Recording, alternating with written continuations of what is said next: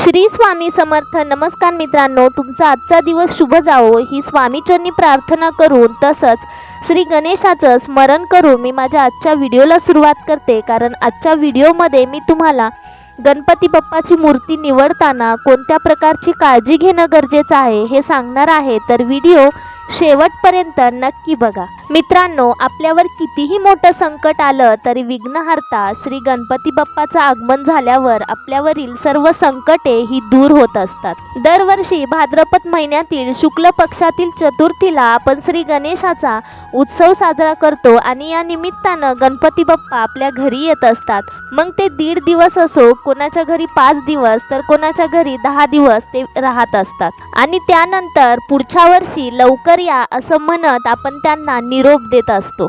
दरवर्षीप्रमाणे यावर्षी देखील 19 सप्टेंबरला गणपती बाप्पाचं आगमन होणार आहे आणि त्यासाठी सगळ्यांची गणपती बाप्पाची मूर्ती निवडण्यासाठी लगबग देखील चालू झाली असेल. मित्रांनो, हिंदू धर्मशास्त्रानुसार 5 प्रकारच्या अशा गणेश मूर्ती आहेत की त्या खरेदी करू नये असं सांगण्यात आलेलं आहे. त्यांची स्थापना आपल्या घरात करू नये, तसंच त्यांची पूजा करू नये, कारण त्या गणेश मूर्ती आपल्या घरामध्ये दुःख, दारिद्र्य तसेच संकटे घेऊन येत असतात. तर अशा कोणत्या मूर्ती आहेत? तर मित्रांनो, त्यातली पहिली मूर्ती म्हणजे गणपती बाप्पाच्या डोक्यावर मुकुट नाही अशी मूर्ती आपण चुकूनही खरेदी करू नये, कारण मुकुट हे गणपती बाप्पाच्या आगमनाचं प्रतीक मानण्यात आलेलं आहे.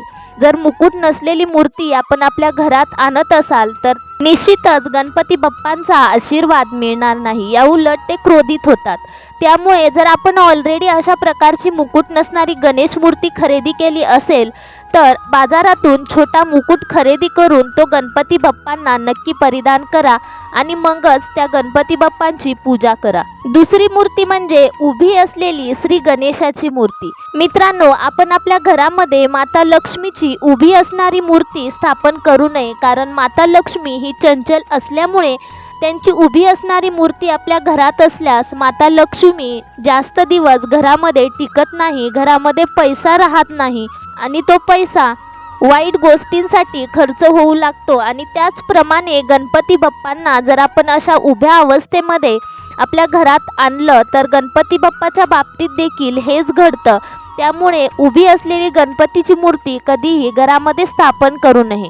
तिसरी गणेश मूर्ती म्हणजे शिव पार्वती सहित असणारी किंवा शिव परिवारासह स्थापित असलेली गणेश मूर्ती कधीही खरेदी करू नये.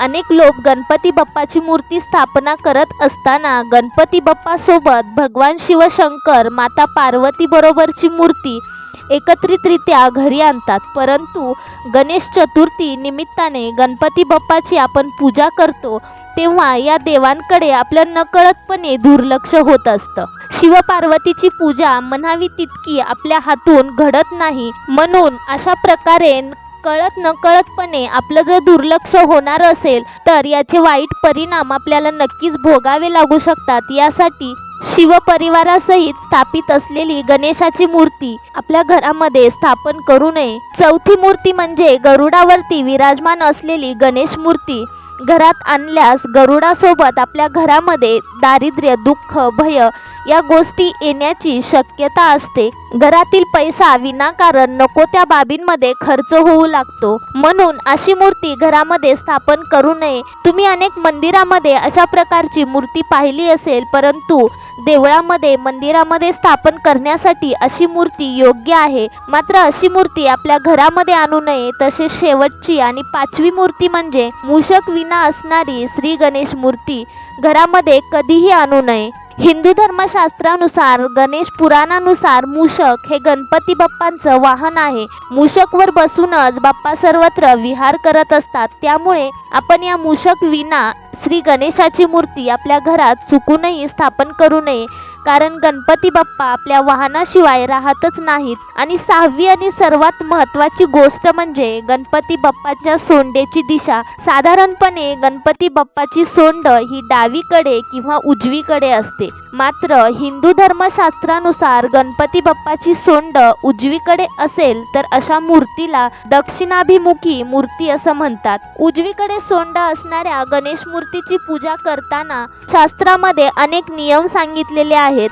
आपल्या हातून काही कळत नकळतपणे जर चुका घडल्या तर त्याचे परिणाम आपल्याला भोगावे लागू शकतात. अनेक प्रकारच्या गोष्टी या कटाक्षाने पाळाव्या लागतात आणि म्हणून ज्या गणेश मूर्तीची सोंड उजवीकडे आहे अशी गणेश मूर्ती आपण चुकूनही खरेदी करू नका. गणेश मूर्तीची सोंड ही डावीकडे असावी अशी गणेश मूर्ती घरामध्ये घेऊन यावी. अगदी साध्या सोप्या पद्धतीने मनोभावे श्री गणेशाची पूजा केल्यास आपल्या आयुष्यातील बरीचशी विघ्न हे गणपती बाप्पा दूर करतात आणि आपल्याला गणपती बाप्पाचा आशीर्वाद मिळत असतो. तर मित्रांनो, तुम्ही देखील जर गणेश मूर्ती खरेदी करणार असाल तर या गोष्टींकडे नक्की लक्ष द्या. माहिती आवडली असल्यास लाईक आणि शेअर करायला विसरू नका आणि कमेंट बॉक्समध्ये गणपती बाप्पा मोरया नक्की लिहा. माझ्या संपूर्ण यूट्यूब फॅमिलीला माझ्याकडून आणि माझ्या परिवाराकडून सगळ्यांना गणेश चतुर्थीच्या खूप साऱ्या शुभेच्छा देऊन मी माझ्या व्हिडिओला इथंच थांबते. श्री स्वामी समर्थ.